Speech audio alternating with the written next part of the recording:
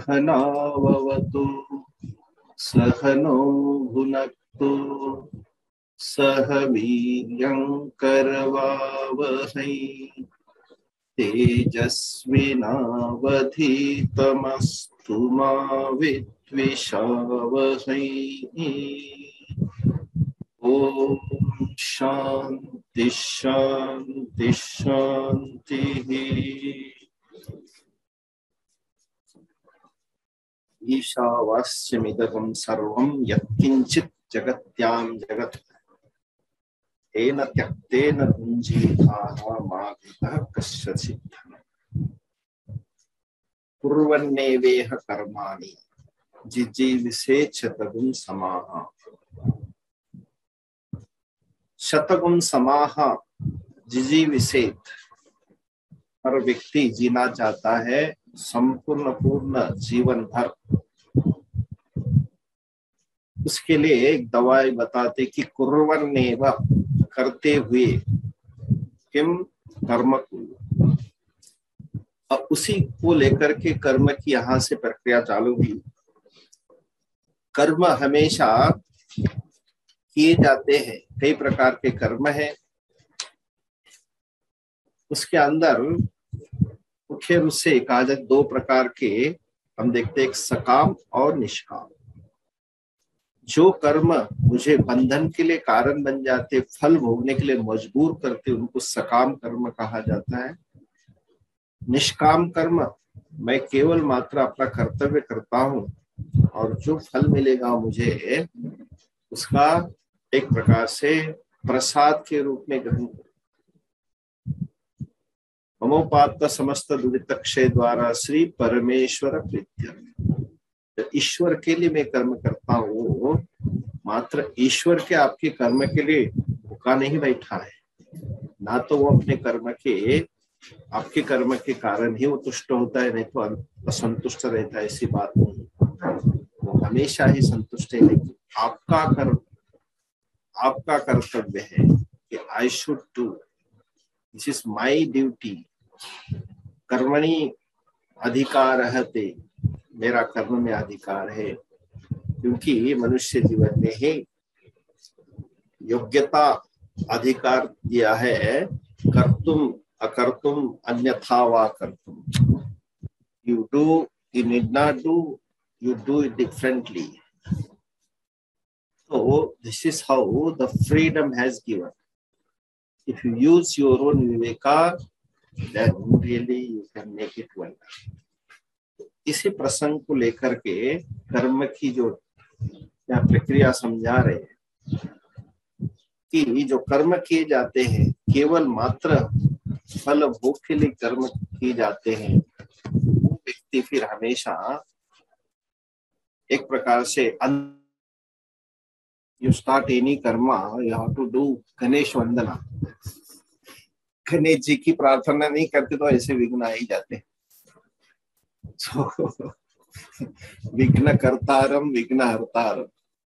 गणेश जी का एक नाम है विघ्न करता और एक है विघ्न हरता। तो अब देखते कब तक आगे बढ़ता है अपना काम। तो कर्म की गति बता रहे हैं कि किस तरह से कर्म। 9वें श्लोक में कहा अंधः तमः प्रविशन्ति। 90 मंत्र में ये अविद्याम उपासते ततः भूय इवते तमः यु विद्यायाम रताः। कहते ये जो लोग अविद्या की उपासना करते हैं। अविद्या की उपासना मतलब यहाँ पे कोई अलग अविद्या नहीं, लेकिन अज्ञान वशात जो है क्या करते हैं, अपनी मनुष्य के भोगों को आसक्त होकर के जो जो जीवन में भोगों की इच्छा है उसको प्राप्त करने के लिए कर्म किए जाते, इसलिए कहा जाता है अविद्याम उपासते।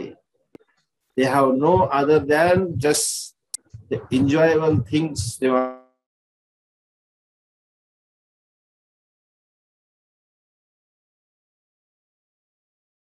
वो नेसेसिटी बनती है और फिर आदमी उसी के अंदर जीवन भर उसी को अपना साधन और साध्य मान करके जीते हैं। तो वो क्या कहते हैं कि अंधम तमः प्रविशन्ति, इस प्रकार के वो जो है अज्ञान स्वरूप अंधकार में प्रवेश करते हैं। और कहते दूसरे उससे भी ज्यादा खतरनाक कीजिए, ततः भूय इवते तमः, उससे भी बढ़कर जो दूसरे हैं विद्यायाम रताः, विद्या में रत, अर्थात ज्ञान के मिथ्या जो अभिमान में मत्त हो करके कि मैं ज्ञानी हूं और ज्ञान का साधन अपना रहा हूं,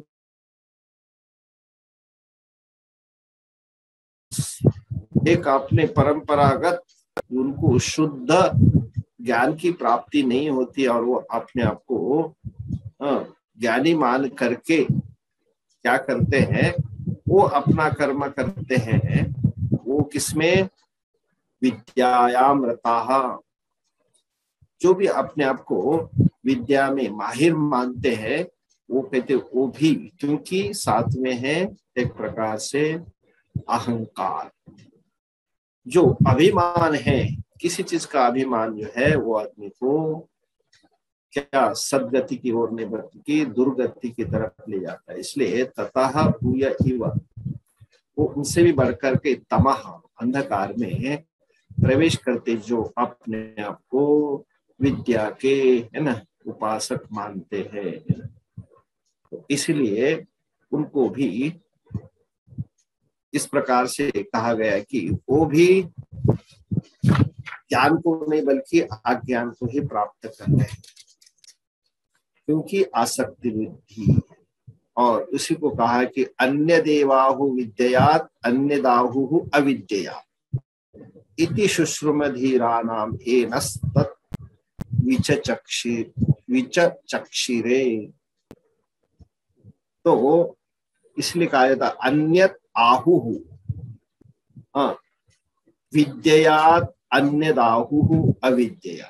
जो विद्या और अविद्या इन दोनों से जो पर, मतलब दोनों भी उसी कैटेगरी में आए जो जिनको विवेक नहीं है, केवल मात्र अपने विषय भोग के लिए साधना करते कर्म करते हैं, और दूसरे अपने आप को मिथ्या ज्ञानी जो तक मानते हैं, वो भी दोनों के दोनों भी एक अविद्या का अनुष्ठान मतलब कर्म का अनुष्ठान कर रहे हैं, और दूसरी विद्या का क्या कर रहे, अनुष्ठान कर रहे। दोनों भी अनुष्ठान कर रहे, किसके लिए, अपने फल भोग के लिए। इसलिए कहते अन्यत, इन दोनों से भी अन्य जो है, अन्यत आहुः, दूसरा जो है इनसे भी परे, उनकी जो है दूरदृष्टि है और इनसे वो अलग है, जो उनके कर्म फल के लिए नहीं कर रहे बल्कि वो अपने आप में अपने स्वरूप ज्ञान के लिए करते हैं।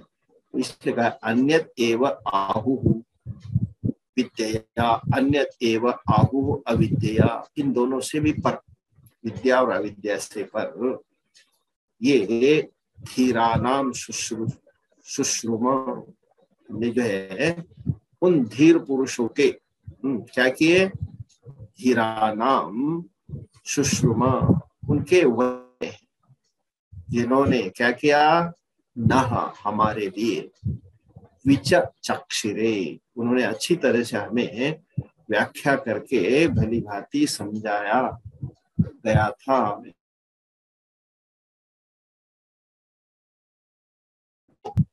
इसलिए भक्त्या माम अभिजानाति यावान्यश्चास्मि तत्वतः ततो माम तत्वतो ज्ञात्वा विशदे तदनंतरम। इसके अंदर कहीं अगर अभिमान होता है तो वो मुझे नहीं प्राप्त कर सकते, लेकिन यहाँ भक्त्या माम अभिजानाति यावान्यः अन्य अस्मि तत्वतः, मैं तत्वतः मुझे जो जानता है भक्ति के द्वारा, तब उसके अंदर अभिमान का अभाव, ततः माम, जो मुझे तत्व से जानता है, और विशते माम, मुझे प्राप्त करता है, इसी को कहा है कि धीरानाम शुश्रुमा। ऐसे धीर व्यक्ति के द्वारा, ज्ञानी विवेकी पुरुषों के द्वारा जो हमने सुना, वचन सुने उनके शुश्रुमा, और जो हमारे लिए उन्होंने अच्छी तरह से समझाया था। 11वां, विद्यां च यस्तद्, विद्यां च यस्तद्, वेदो भयस्सः अविद्यया मृत्युं तीर्त्वा विद्ययामृतमश्नुते।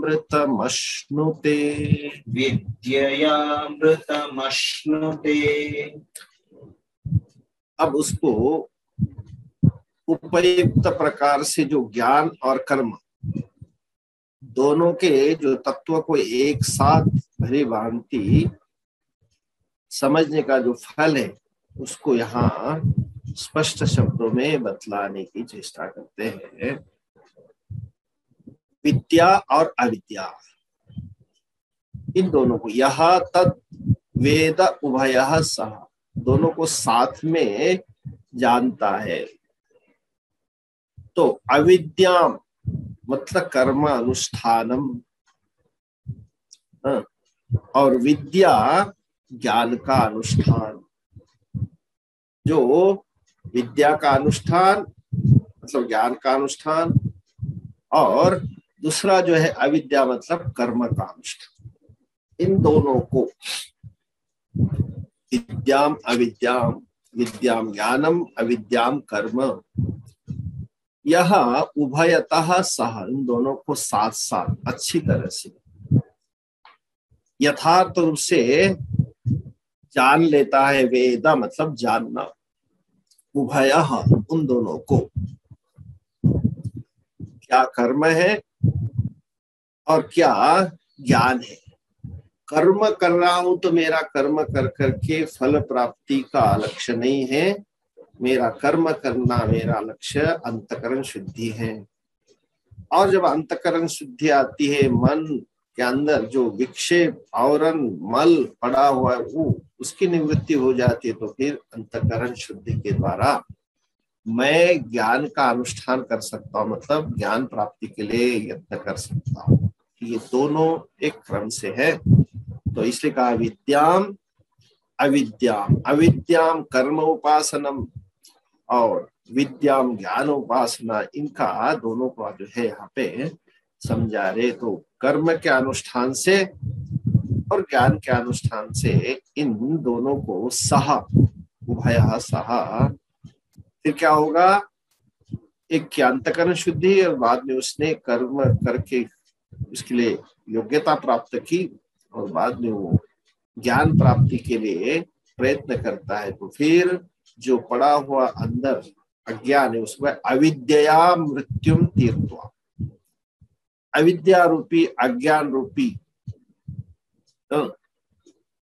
उस विद्या के मतानुष्ठान से क्या होता है, उसको अविद्या को पार करके मृत्युम तीर्थवा, अविद्या रूपी कर्मानुष्ठान में जो है मृत्यु को पार करके क्या करता है, विद्या, विद्या मतलब ज्ञान के अनुष्ठान से किम भवति, अमृतम अश्नुते, अमृत को भोगता है, प्राप्त करता है, अश्नुते उसको प्राप्त करता है। अर्थात अविनाशी जो आनंदमय परब्रह्म जो पुरुष तत्व को क्या करता है, वो प्रत्यक्ष रूप से प्राप्त करता है। इसीलिए दोनों को समझ करके क्या विद्या है क्या विद्या है, क्या कर्म है क्या ज्ञान है, उनको उभयः सहज ज्ञात्वा जान करके फिर जो है वह मृत्यु को पार करके क्या करता है, अमृतम अश्नुते, अपने प्रत्यक्ष ज्ञान को प्राप्त कर लेता है, प्रत्यक्ष पुरुषोत्तम को प्राप्त करता है। पर ब्रह्म आनंदमय अविनाशी उस पुरुष को प्राप्त करता है। इसलिए कहा है अमृतम अश्नुते।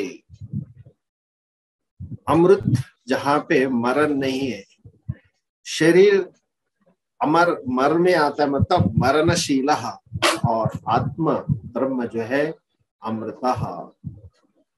इसलिए इन दोनों से विद्या अविद्या, इन दोनों को, कर्म और ज्ञान, इन दोनों को अच्छे से समझ करके व्यक्ति जन्म मरण रूपी इस मृत्यु को प्राप्त करके विद्या अमृतम उष्णते, उस अमृतत्व को प्राप्त कर लेता है।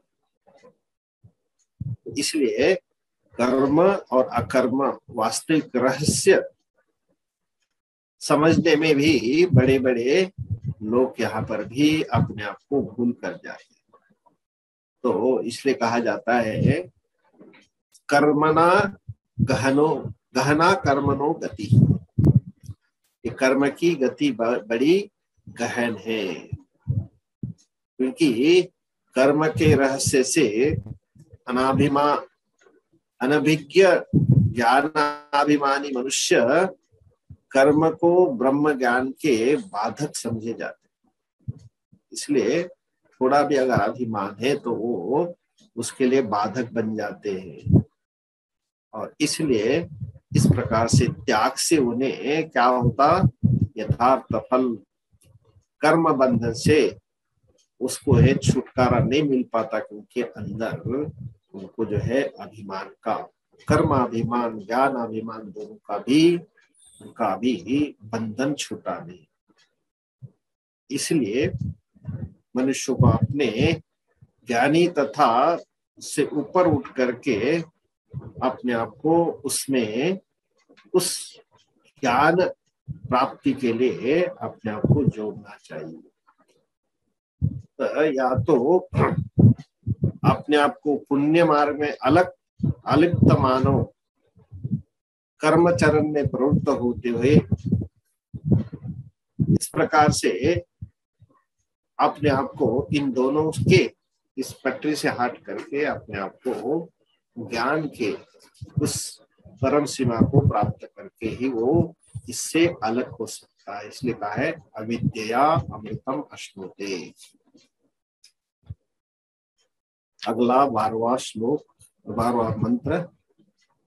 अंधम तम प्रविशन्ति, अंधम तम प्रविशन्ति, ये संभूतिमुपासते, ये संभूतिमुपासते, ततो भूय इव ते तमः, ततो भूय इव ते तमः, यपु संभूत्यागुम्रताः, यको संभूत्यागुम्रताः। उसी को और एक बार रिपीटेशन यहाँ हो रहा है कि अंधम तमः प्रविशन्ति, ये असंभूति उपासते, ततः भूय इव ते तमः, यउ संभूत्याम रताः। तो दोनों चीजें बता रहे, एक तो अज्ञानी अविवेकी बन करके, दूसरा जो विवेक है लेकिन वो भी मिथ्या अभिमान पर होने से ये दोनों के दोनों जो है नहीं समझ पाते, वो भी अंधकार में ही प्रवेश कर रहे हैं। तो सीधा सीधा जो मनुष्य क्या करता है, ए प्रविशन्ति, उस तमह अंधकार में प्रवेश करते। क्यों? असंभूति उपासते।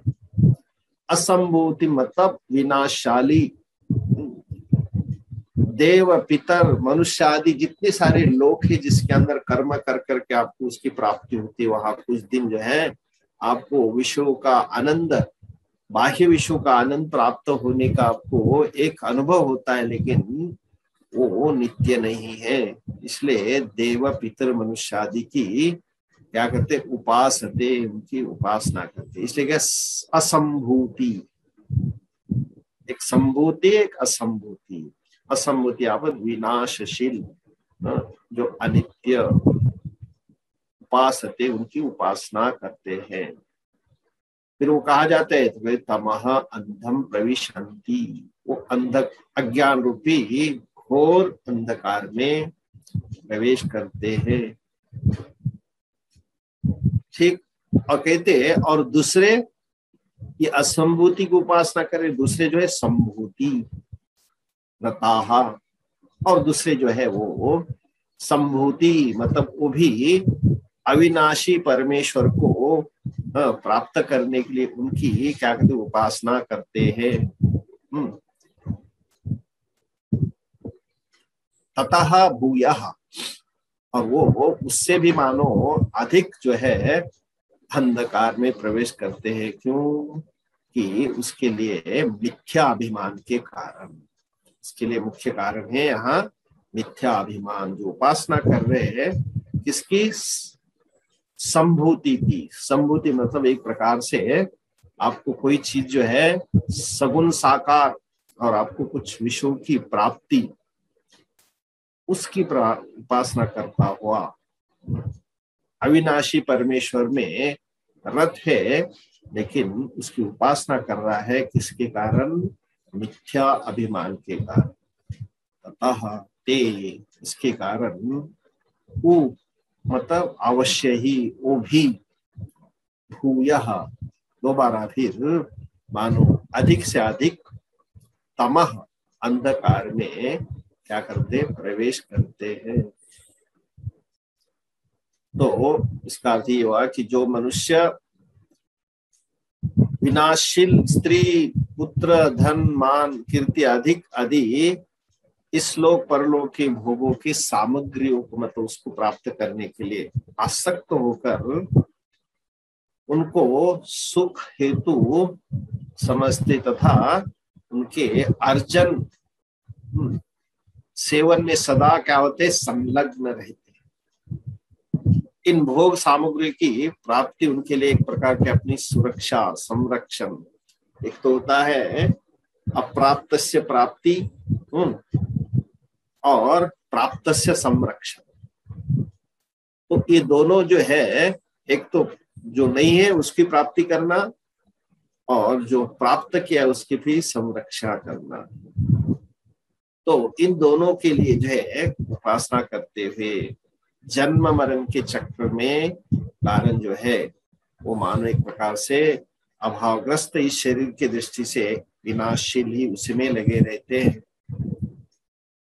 और उनके वो भोगासक्त मनुष्य अपनी उपासना फल स्वरूप अलग अलग देवी देवताओं को, लोगों को, विभिन्न भोग योनियों को प्राप्त होते हैं। अज्ञान रूप अंधकार में प्रवेश करते जाते हैं। तो ये जो है उनके लिए क्या है? एक प्रकार से अज्ञान मतलब अभिमान, मिथ्या अभिमान के कारण, चाहे आप असंभूति उपासते अथवा संभूति उपासते, दोनों के अंदर एक तो अविवेक हो गया और दूसरा जो है आपके अंदर विवेक मिश्रित जो है अभिमान रह गया। तो वो दोनों के दोनों जो है आप इस अज्ञान से पर नहीं उठ सकते, आप उसी अंधकार में प्रवेश करते जाते। तो ये दोनों जो है अंधम तमह प्रविशन्ति, ये असंभूति उपासते। मुख्य कारण है उपासना। उपासना के पीछे भोग और मिथ्या अभिमान, इसके कारण जो है उनको कहा गया कि ये दोनों भी उस संसार चक्र से छूटते नहीं, क्योंकि पीछे एक शरीर का मिथ्याभिमान और उसके पीछे आने वाले भोग, वो जो है उनको उससे अलग नहीं होने देते। तो न श्रद्धा का अभाव तथा भोगों में आसक्ति होने के कारण लोक सेवा और शास्त्रविद वेदों उपासना प्रवृत्त होते। ऐसे उपासक मनुष्य अपने आप को क्या कहते? छूट मूट ईश्वर उपासक बताकर, जो सीधे साधे भक्त है उनको जनता से अपनी पूजा भी करवाने लग जाते। ऐसे लोगों कहा जाता है मिथ्याभिमान। और देवताओं की तुच्छ बतलाकर खुद का जो है अपने आप को पूजा करवाते। और ऐसे लोग जो है देव पूजा, गुरुओं को सम्मान करना, आप खुद जो छोड़ देते हैं, लेकिन खुद ही उसका अपने आप को मिथ्या अभिमान कर खुद की पूजा करवाते। ऐसे लोग जो है मानते दंभी, अपने आप को भोगों के लिए सब जो है लोगों को बाध्य करा करके खुद फिर शुकर कुकर अनादि ऐसे योनियों में कुछ जो है भोग योनियों में भोगनी पड़ती है ऐसी योनियां। और इसलिए वो कहा जाता है कि अंधम प्रवेशन्ति, अंधकार से इसमें प्रवेश कर जाते हैं। अधिक घोर अंधकार में प्रवेश करना, इसलिए बार बार कहते कि ये अंधम तमः प्रविशन्ति। तो पीछे का है भोग प्रवृत्ति मिथ्याभिमान, ये यहाँ पे कर्म के लिए ये समझा रहे। अब आगे शास्त्रार्थ यथार्थ तात्पर्य को समझकर संभूति और असंभूति की उपासना करने जो सर्वोत्तम परिणाम होता है, उसको यहाँ पे उसका वर्णन करते 13वां मंत्र। अन्य देवाहु संभवात्, अन्य देवाहु संभवात्, अन्यदाहुर संभवात्, अन्यदाहुर संभवात् इति शुश्रुमधीराणाम्, इति शुश्रुमधीराणाम् येनस्तद विचचक्षिरे, येन सद विचक्षिरे। अन्यत् एव आहुः, आहुः असंभवात् इति शुश्रुमधीराणाम् येनः तद् विचचक्षिरे। अन्यत् एव आहुः संभवात्, संभवात जो अपने आप को पैदा नहीं होता, अविनाशी ब्रह्म की उपासना। संभवात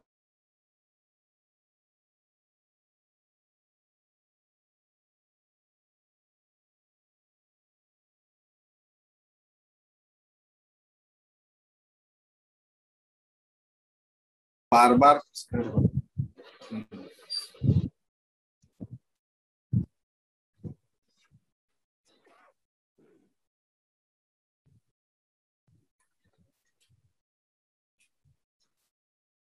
अन्य देवाहु संभवात् अन्यदाहु असंभवात् इति शुश्रुमधीराणाम्।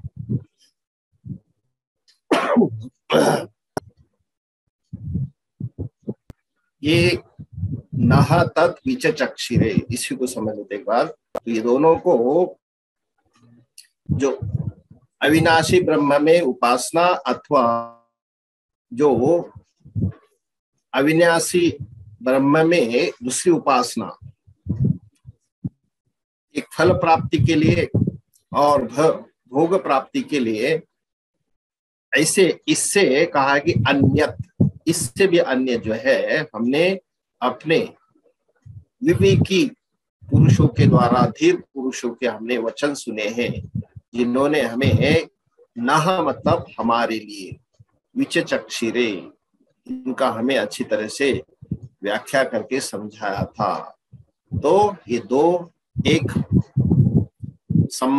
संभवात और दूसरा असंभवात, ये दोनों जो है, एक जो है कर्म कर रहे हैं फल प्राप्ति के लिए, और दूसरे जो है वो भी कर्म, ज्ञानपरक कर्म कर रहे हैं, लेकिन वो भी मिथ्या ज्ञान के कारण वो भी उनको उस संसार से, अंधकार अज्ञान से वो बाहर नहीं आ पा रहे। लेकिन इससे अलावा विवेकी द्वारा धीरा नाम शुश्रुमः, हम धीरों के द्वारा जो है न मतलब हमारे ये हमारे उन्हें क्या क्या तरह से उसको समझाया। ठीक है सर, साथ में बोलते हैं। यहाँ से 11वें से